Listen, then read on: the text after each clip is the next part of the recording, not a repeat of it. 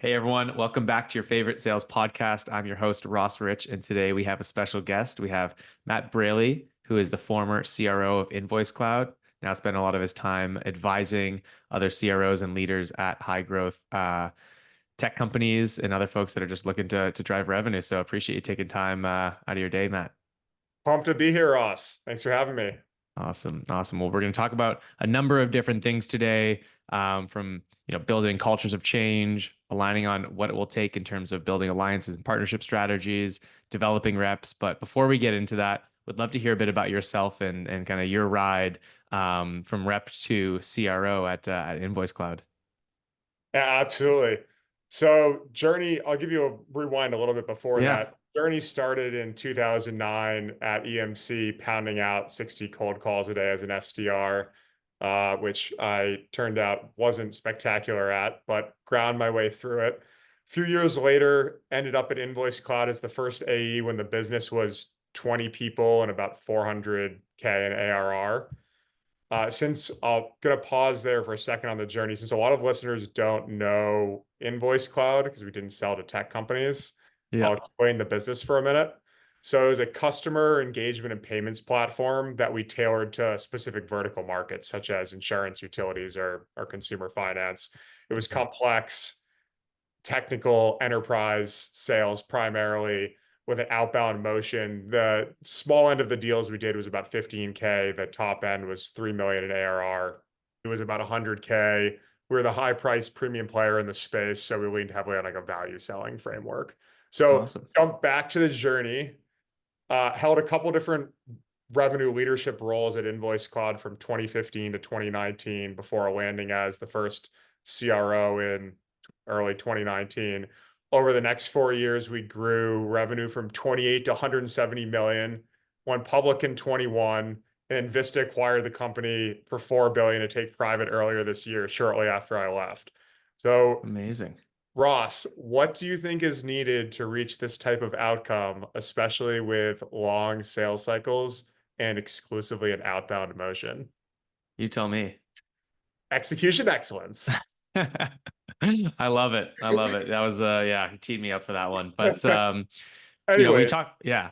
after leaving, I finally took the very long vacation with my wife after not taking Hell vacation yeah. for many years. And since I got back, I've been advising SaaS companies, as you mentioned, and splitting time between New York and Charleston. Amazing. Amazing. Well, what I'm really interested in, I think a lot of listeners, because we all remember when we were, rep selling and then to sales leadership, like what do you think the big things that you had to figure out were and maybe overcome in changing, your mindset around being a top seller to, running the entire revenue organization? What were some of those kind of aha moments that you had going through that shift? Well, the first is you have to constantly reinvent yourself and be preparing for the next role while you're doing the current role. I think the biggest shift is from individual contributor into your first management role because Completely agree. you're changing from my focus is only getting my results for myself to your measure of success is how successful you can make all the other people around you. When then you start adding in additional functions, yeah, they're new, they're you have to mesh them together. There's like you're creating scale, there's new processes, but the same framework is the Yeah. same one leadership role to the next. You're figuring out how you can most effectively enable everyone around you. I totally agree. I think the most challenging role, well, one to transition into, but just in general, is that frontline sales leadership role, right? You have so much pressure from above, you have so much pressure from below. You went from owning, your own deals and your own outcomes to doing that through a team in a way that you don't have all the resources and kind of less direct accountability. I feel like when you're that frontline leader, so it's definitely a challenge. That's right. And then as you move up and up, you have less control at each stage. So Totally. Totally. Well, shifting into what you just mentioned in terms of ways to drive execution excellence, you have three kind of pillars here. And the first is building a culture that enables change. What does that mean to you? sure. So let's unpack this a little bit. It's well documented. High growth companies are constantly phase shifting. when I think about my InvoiceCloud journey from under 1 million ARR to 170 million, it was like being at 5 different companies over the course of those 11 years. Right? So if we just look at the 4 years I was CRO, here's a partial list of the changes. We added an SDR team, we added a sales engineering team, we created sales ops, we created rev ops, we segmented the team from one role into 4 different roles, going up to enterprise and down to inside sales. We entered 2 new vertical markets, we 4x the alliance team, we continuously evolved our tech stack, and we changed all of our core messaging twice. Just a So couple things. Yeah. just a few things. It's a lot of change, even for people who like change Hmm. and actively embrace change. So I feel really strongly that you have to have the right culture to enable that volume of change. That's what I mean by culture. And how do you do that? Build a How do you culture. how do you absorb all of the kind of shifting priorities, new team members, new teams, new processes? How do you kind of get the team comfortable with that? Sure. I think so. To fact check myself before I came on your pod, I sent text messages to 10 of my former teammates getting their opinions because of course I had my own Yeah. assumptions, but I wanted to hear it from others. And the answers were all remarkably similar. And they really all boiled down to the trust and engagement across the entire revenue org. Mm. Right. So when I think about how do you build that trust and engagement, my guide was a ship analogy. So people want to know these 5 things. Where is the ship going? So vision. Where is their seat on the ship? How is what they're doing contributing to the overall success of the business and your mission and where you're trying to go? How do they row? How do they row? So enablement and coaching and Hmm. development. For those who want to advance, how do they get to the next seat on the ship? Hmm. And then who are you letting on the ship and who are you keeping on the ship? Not going to touch on that one today. Passionate about hiring and retention and performance management. If you want, you can have me back on for a 4 hour pod, or we can Special episode on that one. Yeah. special episode where we can go into 4 hours on just that. Happy to do it, but I'm gonna leave that one alone for today. Awesome. Well, let's start. Yeah, let's start with the first one then, like the direction.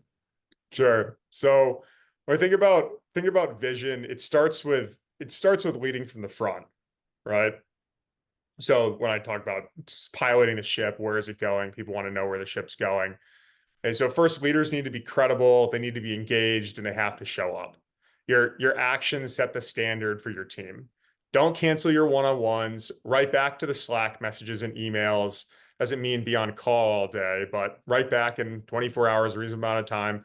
Know the product, be able to demo it.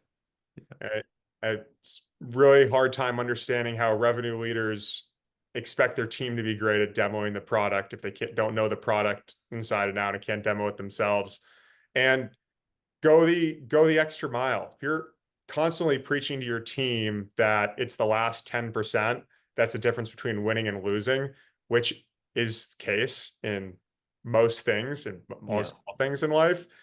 You better be there on Friday afternoon when your rep and your manager on the West Coast have a huge deal that they need help with.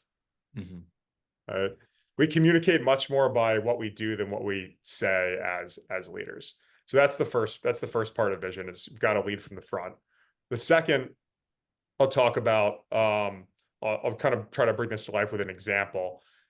Uh, if you're going into a new vertical or launching a new team, let's use your new vertical as an example. So you're asking your reps to go sell into an environment where you're not established. It's inherently harder. There's a lot of unknown. Yeah. Right? Big risk for customers to, yeah, work with someone who's not established in their industry yet. Exactly. There's going to be more friction in those deals. Of course, you've got to align the incentives properly for those reps to pay attention to that if you're not putting someone full-time dedicated to it. But it starts with clearly mapping out all of the nuts and bolts to demonstrate your vision's not aspirational, but it's been thoroughly planned. Hmm. Explained how the leadership got conviction that this was the right move for the business and how you're going to be successful. review the market opportunity analysis, the competitive analysis. How do we stack up against who we're going to be competing with? Bring everyone that's going to be involved into the boat. Paint the picture of the product investments that you're going to make. How are you going to get the top of the funnel? You're adding two SDRs, you're expecting 400K in ARR over the next 2 quarters. You're adding two alliances, even if you only get one of them, you're still going to get 100K of new ARR in the pipe. What's the Mhm. trade show, marketing? What's that going to generate? Will they have sales engineering support? What's V1 of the playbooks? How do the buyer personas change? Be really transparent about the risks and what you don't know the answers to. And how will you pivot if those answers aren't good once you get into it? Right. And then, of Totally. course, how does it all tie to your overall mission and objectives? People will sniff it out really quickly if you have a half-baked plan and people aren't inspired to go to battle with a general who doesn't know the terrain. Totally. And I mean, you're risking usually what, 50% of your reps and managers take home pay. They want to make sure that you have conviction and you want to make sure they have conviction when they're talking to the field, right? So I totally agree having all that stuff dialed. Um, but I like your last point in terms of knowing what you don't know. I think that that inspires a lot of trust with that transparency is like, hey, this is what we have dialed, this is what we know, and this is what we don't know. And we're going to go out there and figure it out together. Exactly. There's always going to be unknowns. Trying to sweep those things under the rug is what creates the skepticism. Being transparent and open about where the potholes could be, how you're going to try to mitigate them, but then what you're going to do if you step in one, that's what builds the trust. Totally. And before we shift gears to talking about, the alliances and channel partnership success that you guys had and some best practices there, a question about what's the right level of leading from the front. So I hear this a lot. Definitely very frustrating when you're, on a team and your leader doesn't know the details and you don't have that trust that they can do what they're asking the rest of the team to do. But what's the right level? Because, as you're scaling, right, you're moving from rep to manager, director, CRO, how can you still maintain knowing the details and leading from the front with some of that stuff, but also spending the right time and attention on some of the broader, team vision stuff that you're mentioning? So how did you think about that challenge? It is a challenge. That that is one of the big challenges as you move up in the org. It to me it comes down to you have to have enough knowledge and depth of knowledge of the weeds to be able to guide and coach and bring feedback on decisions. If Mhm. you're just skimming across the surface too much, then you're not going to come across as credible in those internal debates about what the right direction is or what the right strategy is. If you're too much if you get yourself get too pulled into the weeds, then it takes too much of your time and you're not paying attention to the bigger picture at Yeah, the with the level that you should be. So it's not an easy question to answer, but I think the good rule of thumb is you need to have enough knowledge to be very credible in those types of strategic, tactical, in the weeds decisions on important topics. totally. Yeah, I find it's almost ironic or counterintuitive. I find the more time I spend in the field, the more obvious the right strategic decisions are. If you know what I mean? It's like, Yeah. hey, we're debating the stuff. The answer's there. We can go out and talk to our customers, talk to the market, figure that stuff out and come back with a decision that's going to be, high conviction, high confident level decision because we just know it's true because it's true in the market. Whereas I feel like a lot of people spend time, talking about the what ifs and the models and all these things that just, you can go and find the answer yourself. Right. The decisions have to be what you're alluding to is a mix of qualitative and quantitative. If you're staying at the 10,000 foot level and just looking at data and only getting opinions from a few people, you don't have enough qualitative data Yeah, like to context, right? in context to make the best decisions. Totally, totally. Well, shifting gears away from the ship for a moment, You want me to I to, think, yeah, go for it. do you want me to I was going to dive on one other Oh point yeah, hit the on last that. one there. Yeah, for sure. So the other one of the five, Ross, that I'll highlight on my ship analogy here for how do people get to the next seat. Yeah. I think that you can't do this early enough in an organization. Big companies have it dialed, but it's more impactful in the scale up stage for smaller companies. People want to grow, develop, and they want to know exactly how to get there. Don't let people be distracted by career path uncertainty because you didn't have time to do this and you didn't make it really clear how they earn that next promotion or become eligible for that next promotion, Mhm. right? Don't want people spending time and cycles on that versus on executing. It's not sufficient to have a conversation like, yeah, if you just do these things, it's like the North Star is to document it all as clearly as possible. So it's self-serve that people can go look at. And what that looks like at a bare minimum is, mapping all the skills required to get from one seat to the next, whether it's SDR to AE or AE to CSM or CSM to AE or AE to Alliance. It's people call it a career ladder, but it's more like a career map with lots of different paths. Yeah. And you have the skills mapped out for every role. And what are the time requirements or achievement requirements? Is it hitting 6 quarters and is it hitting quota 6 quarters in a row? Is it closing a certain amount of ARR? Is it getting certified in certain skills? Right. And then uh, ultimately we try to remove as much ambiguity as possible. And none of this stuff is going to guarantee promotion, but you want Mhm. to make it very clear what the path to eligibility is. And then one final note on that is there are going to be people who are very happy in their current seat and don't want to get promoted. Those are your rocks that continue to produce over and over again. Cherish those people, find ways to celebrate them. Be happy that they're happy with their warm seat and not striving for the cold seat in front of them because you can't have an organization where everyone wants to be CEO. Yeah, that's a good point. Yeah, how do you think about those folks, right? Because most people think, that big promotion is the next step. What do you find kept those people happy that were kind of the core to your team? It, it's individual. I think every one of those conversations is individual between a rep and a manager. Some people are motivated by recognition, others by money, others by an extra vacation. You really got to understand what makes each person tick. Yeah, no, that's a good point and good reminder. It's not always just about the top performer that's kind of pushing the limits and trying to get that promotion, but there's a lot of yeah, if everyone's getting promotion every 6 months, we wouldn't have much of a team, right? Exactly. Exactly. Awesome. Cool. Yeah. So I was really personally excited to hear your perspective on, what was a big growth lever, from my understanding, from your last role, which is around alliances and partnerships. And I think a lot of these words are thrown around a lot, but not necessarily a lot of kind of strategic recommendations. So I'm curious to hear your journey diving into to channel as a growth lever and what you learned. Sure. So I think if I zoom out beyond InvoiceCloud, the my recommendation here is align on what it will take. Most initiatives as you're scaling a business are going to be take 2 times longer and be 2 times harder than you expected. Jason Lemkin from Saster posted just this morning 10 keys to success on LinkedIn, and his number 3 was budget more time. Mm, And his point was that there's always going to be a lot of pressure. And if you've under budgeted time and you create more pressure, that can often lead to mistakes in decision making.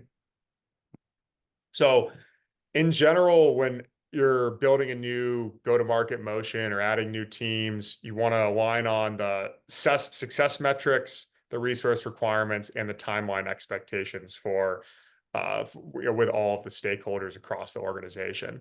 And only proceed when you have full buy-in. If the CEO thinks it's going to take 4 months and you think it's going to take 8 plus, well, it's probably going to take 12, and you're going to be having a difficult conversation in 6 months, right? yeah.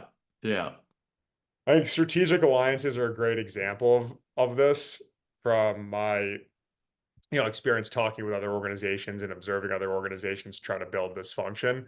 Everyone loves the idea of strategic alliances because it's well documented that they can significantly reduce cycle times, they can increase average deal cycle, they can decrease churn, increase retention. So they're they can be very powerful growth lever for a business, but they take an enormous amount of time. I didn't experience a partnership really hitting its groove in under a year, Mm, right? From the time that you initially start to engage them, by the time you sign them and then to get them going, where it's actually producing leads and then turning those leads into revenue, it's an enormous effort. You've got to hire the right profile of person to sell them. Companies get that wrong a lot.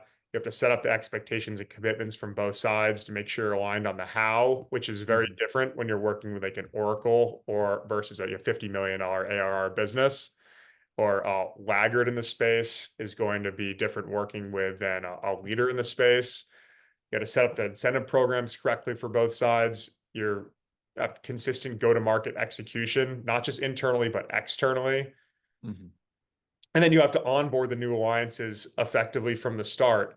The real work begins when the alliance is signed. If you don't do all these things the right way up front, then you'll end up with what I've often seen and I call a paper partnership, which is where both sides are sitting there 6 months in, and it's greatly underperformed expectations.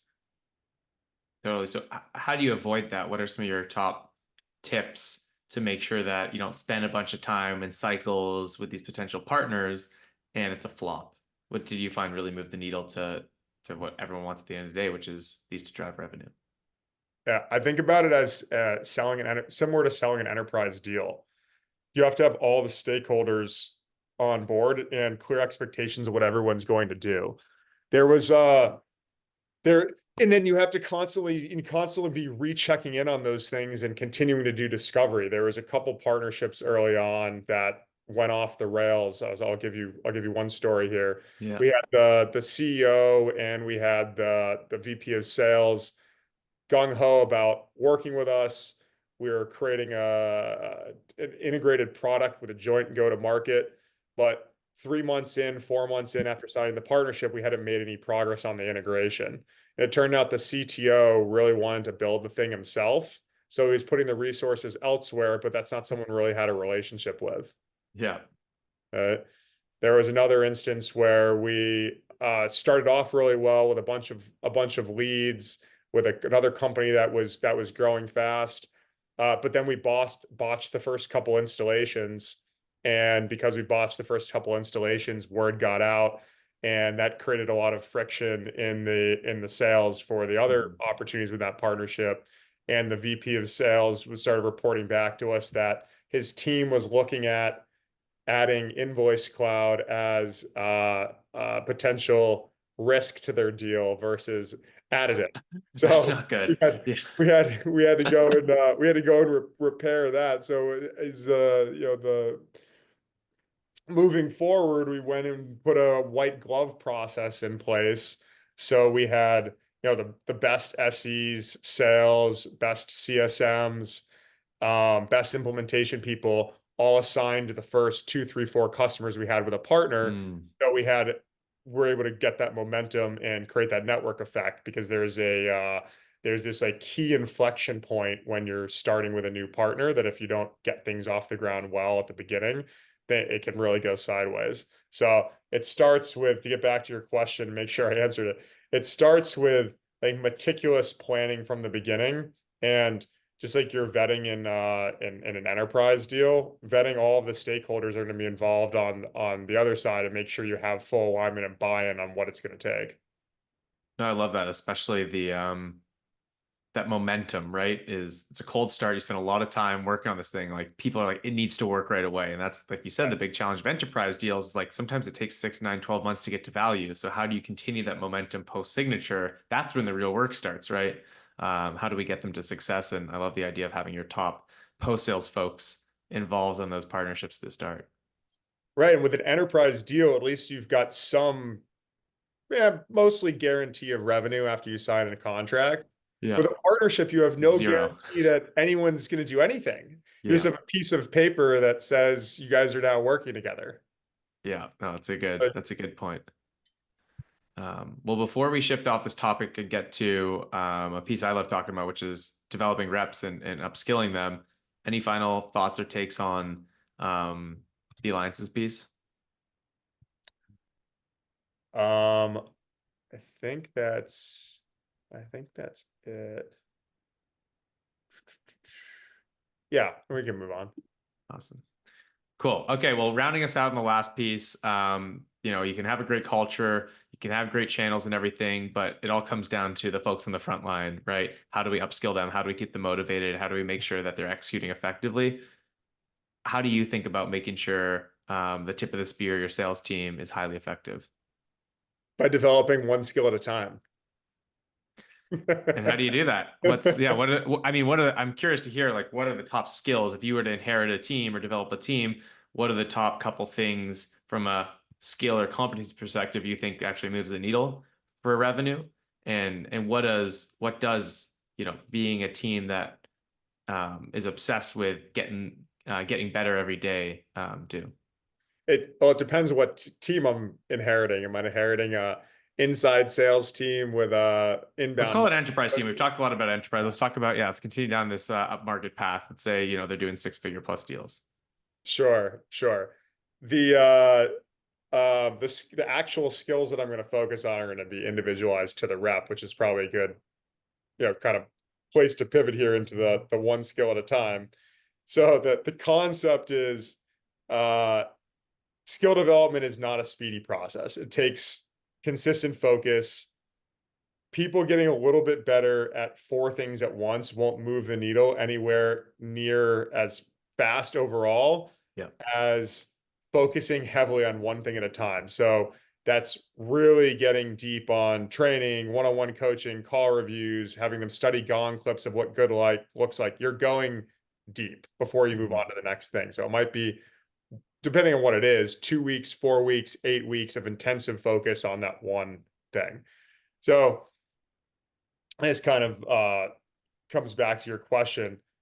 Managers should all be reviewing calls and doing deal reviews with reps with a regular cadence. So they're Mhm. identifying with each rep what the biggest opportunities are for improvement are on the skill side. That's going to move the needle the most for results.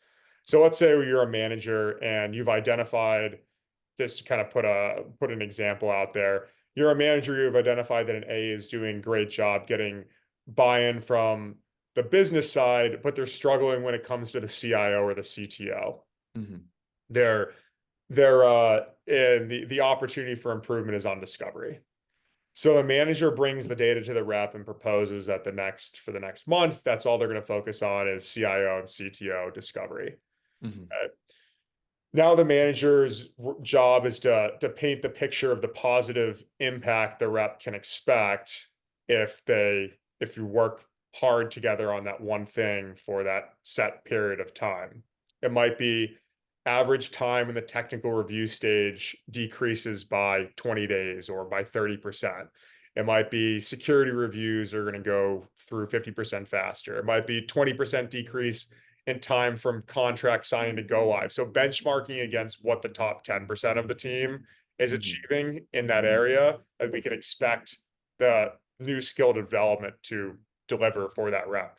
And one slight side note here for high performers, you may have to index a little bit harder on the why.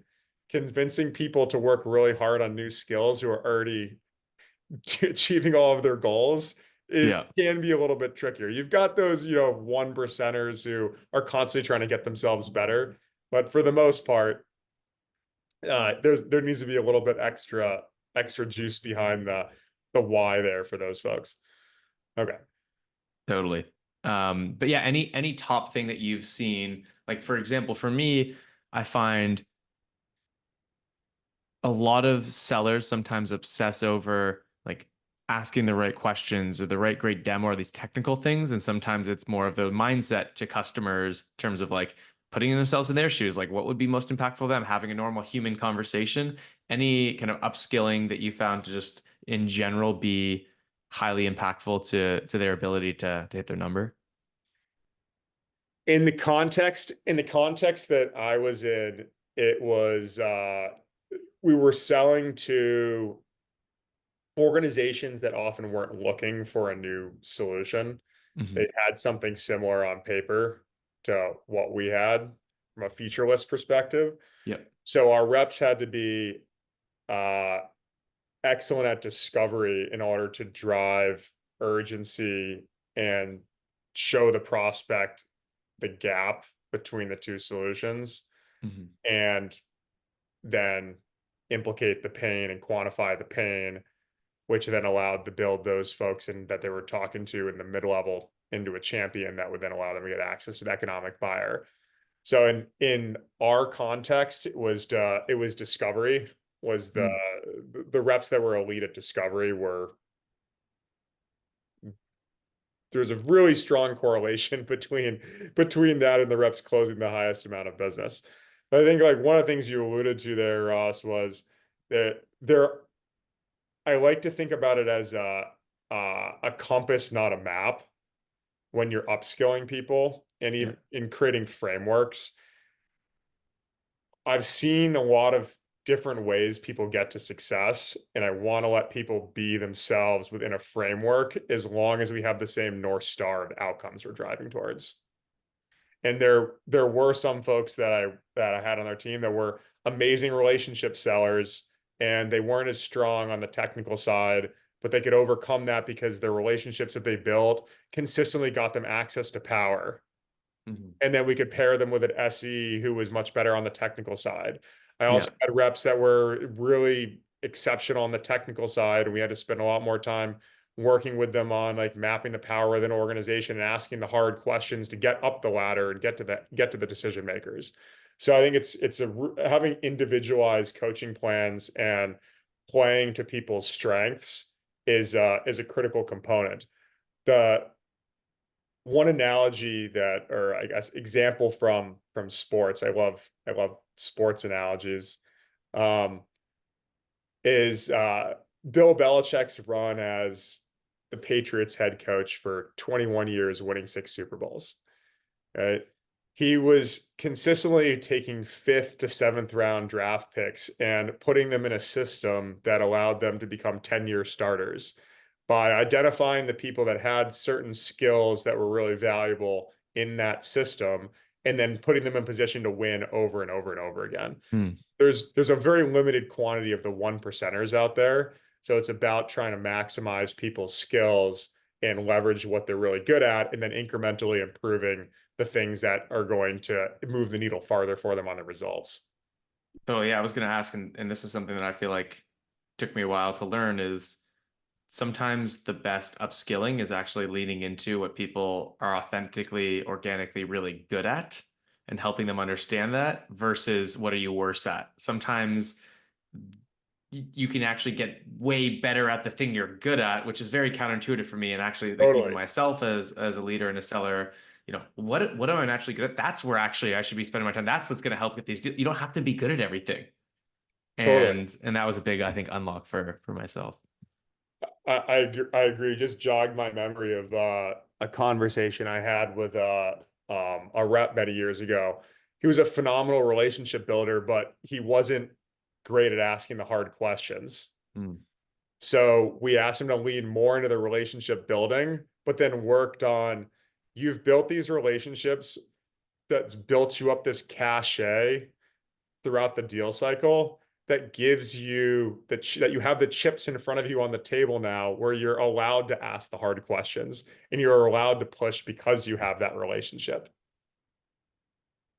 Yeah, no, that's a good point. You kind of build up that social capital, as I like to say, to Right. cash in on it, right? Right. But it wasn't like don't, it wasn't like just go do this other thing. It's like you're already great at this. Keep doing more of that. Yeah. But that what you're doing right now is you've got these stack of chips, this cachet at the end of, 3 hours into the poker game, and you're not pushing them in the middle when it's time to go and win.